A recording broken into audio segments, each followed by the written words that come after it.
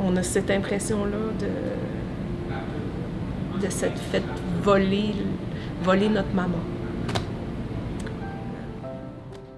Présentement, malheureusement, nos patients qui ont la maladie COVID et qui sont en isolement ne peuvent pas être accompagnés lors de leur fin de vie.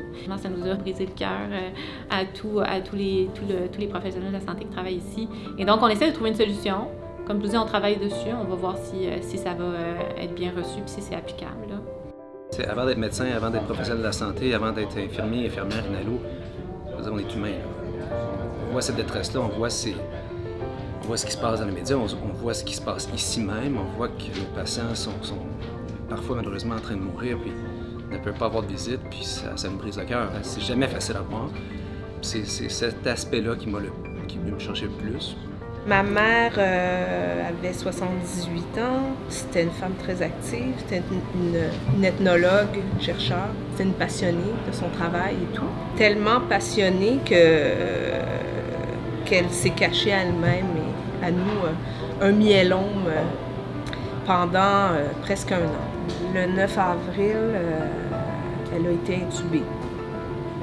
Et c'est là qu'ils nous ont dit la COVID, mais je veux dire, elle n'avait pas de détresse respiratoire. C'est ses chiffres, son taux d'oxygène qui montraient qu'elle était en détresse respiratoire, mais elle était tout à fait capable de tenir une conversation et tout.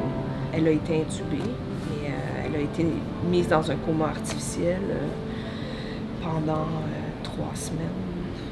C'est à peu près 30 à 40 des familles qui ne sont pas capables d'être présents lors de la fin de vie de leurs proches, qui développent des troubles anxieux, syndrome de stress post-traumatique qu'on appelle, etc. Donc, dans le but d'éviter de contribuer à, dans le fond, développer ces troubles-là chez les familles, on a mis en place ce protocole-là pour les aider à vivre, dans le fond, leur deuil, puis être capable d'être présents lors de la fin de vie de ces familles-là. Le docteur Lisée m'a dit, écoutez, moi j'ai quelque chose à vous proposer. Il dit, c'est tout nouveau, là. Il dit, vous seriez les premiers. Il y aurait une possibilité que vous veniez accompagner votre mère, là, tout ça.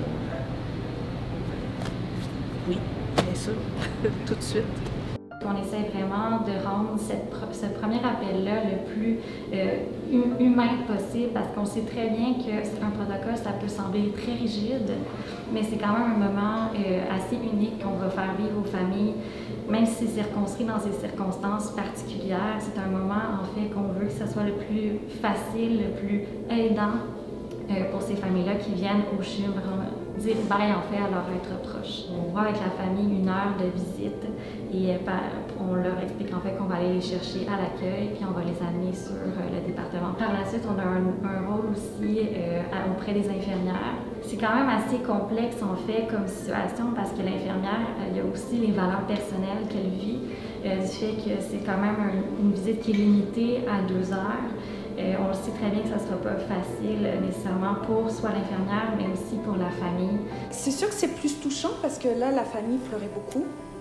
Ils savaient qu'ils avaient qu'1 heure ou 2 et que ça aussi, c'est comme plus lourd pour eux de se dire qu'on n'a pas tout le temps devant nous pour dire au revoir et qu'ils ont besoin de partager avec vous.